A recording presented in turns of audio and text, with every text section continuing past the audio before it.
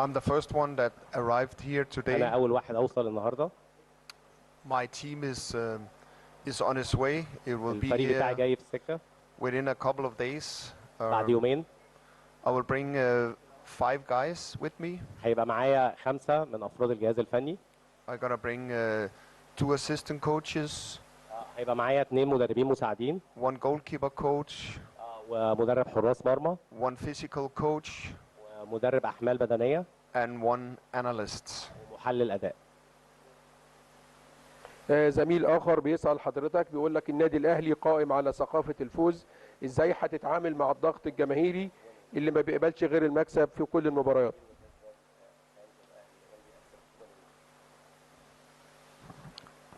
That's exactly the club that I want to be part of. هو ده بالظبط اللي انا بدور عليه.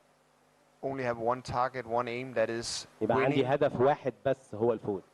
achieving something, especially titles. What means something for me is title. That's what mean things in football. That is winning, achieving something. بالنسبه لي تحقيق الالقاب والفوز هو المعنى الحقيقي لكره القدم. انا جاي هنا عشان كده. And I'm used to being big clubs around in Europe where it's only a matter of winning.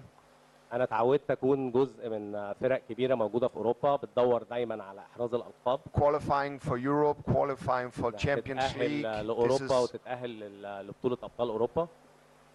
This is what my work is doing, and I know there's a huge pressure, but عارف انها مهمه صعبه بس انا I'm متعود the guy who's gonna put myself under the biggest pressure because I know I'm gonna perform and I'm gonna help this club achieving some good results. عارف ان ده ممكن يحطني تحت ضغط بس انا متعود على كده وده اللي انا جاي عشان احققه. انا جاي عشان احقق الفوز للنادي الاهلي. سؤال من زميل اخر بيسأل حضرتك هل تابعت بعض مباريات الاهلي في الفترة الاخيرة؟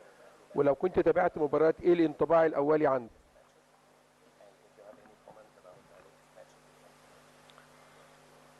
Of course, I've been watching a lot of Al Ahly's طبعا games اتفرجت على بعض المباريات للنادي الاهلي over the last weeks and months, الاسبوع اللي فات والشهر اللي فات.